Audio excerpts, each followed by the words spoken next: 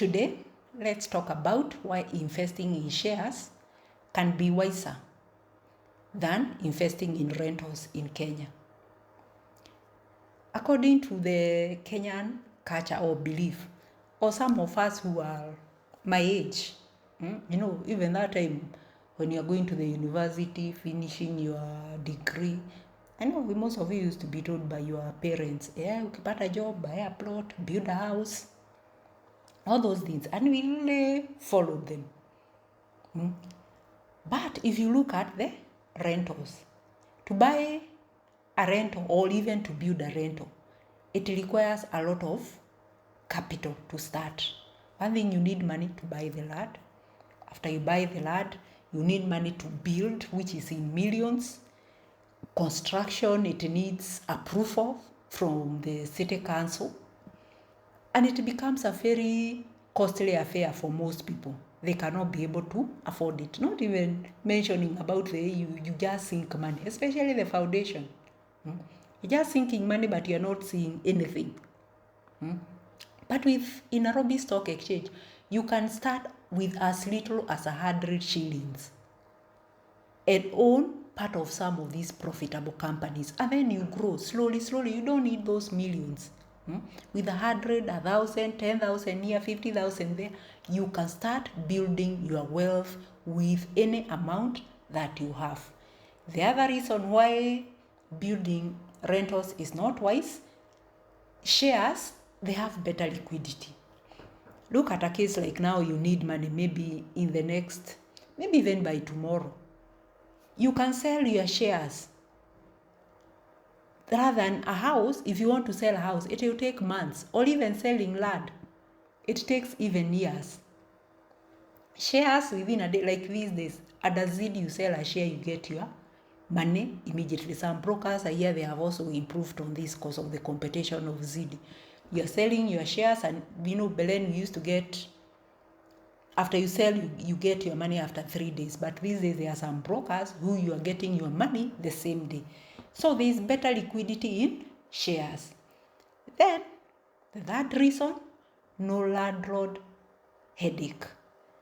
Rental income, by the way, it looks very good in paper. But in reality, unakuliwa kichwa na tenants. There are some who are not paying, and there's nothing you can do about it. Then there are repairs and maintenance. Every year, you're also paying the, what are they called, land rates. And if you don't pay, there are issues to do with, it can be auctioned. If you have given your property to the agent there, you are paying agent fees. By the way, owning a rental in Kenya, it's not that glossy as it looks. Inakuwaga na a lot of headache. But for shares, hakuna pahali. You earn dividends. You know how much that you are going to get, especially if once the dividends have been declared. And the dividends come to your M-Pesa or to your bank account. And you are earning dividends and even capital gains without necessarily managing people or property. By the way, rentals, they are a bit of a headache. The other thing, there is higher scalability at shares. Maybe you can build one rental now, but building another one, you still require a lot of money. But with shares, you can increase your investment gradually.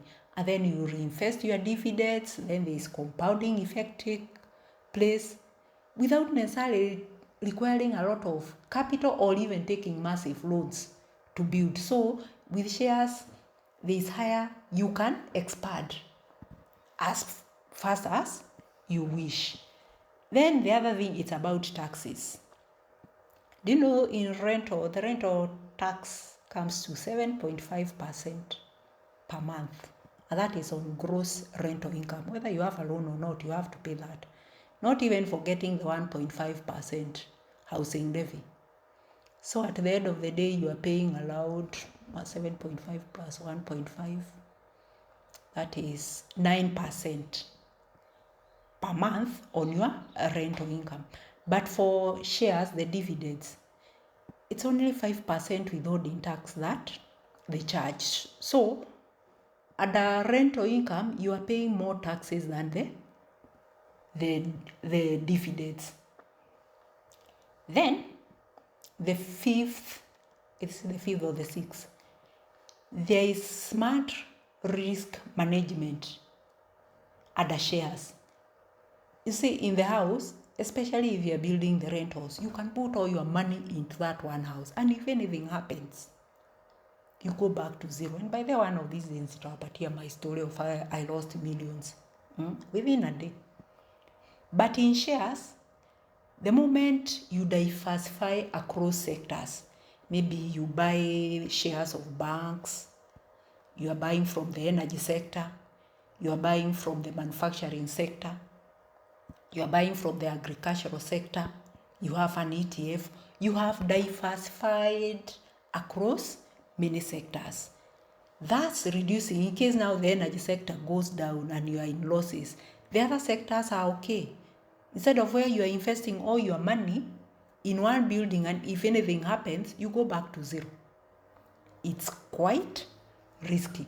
And from the research which has been done, from rental income, the annual return per year is 8%. Imagine 8% after investing all that money. In fact, even treasury boards and infrastructure boards are giving a better return than the rental income. The special funds, which are giving an average of 20%, it's better than building rentals. The other reason why investing in shares is better, many listed companies, they increase in prices. That's how you are getting capital gains, profits, and also dividends over time, meaning that your investment is growing even though there is inflation. But rental income, most of the time it stays flat. Especially for those people in rentals, it's very rare to hear a landlord who has increased rent. Not forgetting about the costs which are going up. But then people never used to pay taxes on rental income. Now that is, you have to pay. Repairs, every now and then the building materials cost is going up. So if you are doing any repair, it's also expensive. So the rental income is staying flat while the costs are rising. So in summary, rentals are not bad, but they are capital heavy and slow. But shares are flexible, liquid, beginner friendly, especially if you are a long-term investor, you are reinvesting your dividends and avoiding those emotional buying and selling. In conclusion, if you don't yet have those millions, or you want faster wealth growth with less stress, shares often make more sense than rentals in Kenya. Thank you.